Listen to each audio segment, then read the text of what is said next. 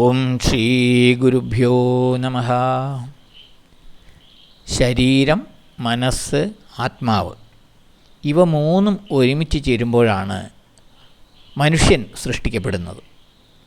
ശരീരത്തെക്കുറിച്ച് മാത്രം ചിന്തിക്കുകയാണെങ്കിൽ അതൊരു മൃഗത്തിൻ്റെ ജീവിതത്തിന് തുല്യമാകും.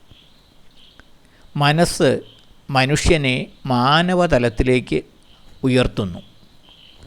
ആത്മാവാകട്ടെ അയാളെ ഈശ്വരൻ്റെ തലത്തിലേക്ക് ഉയർത്തുന്നു.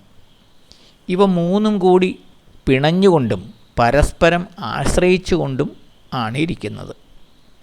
ഓരോന്നും മറ്റതിനെ ഉദ്ധരിക്കുന്നു.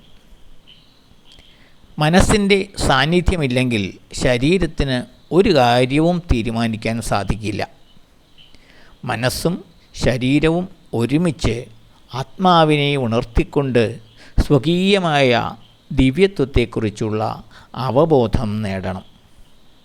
പൂർണ്ണമായ ധാർമ്മികതയും അച്ചടക്കവും ആരോഗ്യത്തിന് അത്യന്താപേക്ഷിതമാണ്.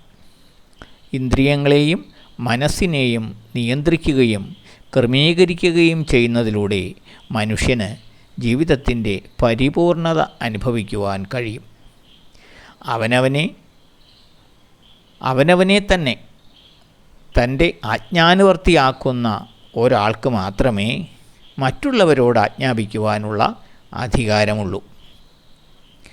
സംസ്കൃതത്തിൽ ഈ ഇന്ദ്രിയ നിയന്ത്രണത്തെ അഥവാ അച്ചടക്കത്തെ ദമം എന്ന് പറയുന്നു.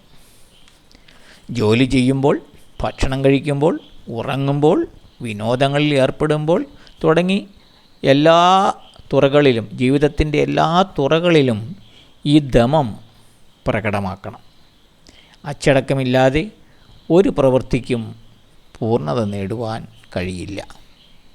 ഓം ശ്രീ ഗുരുഭ്യോ നമഃ.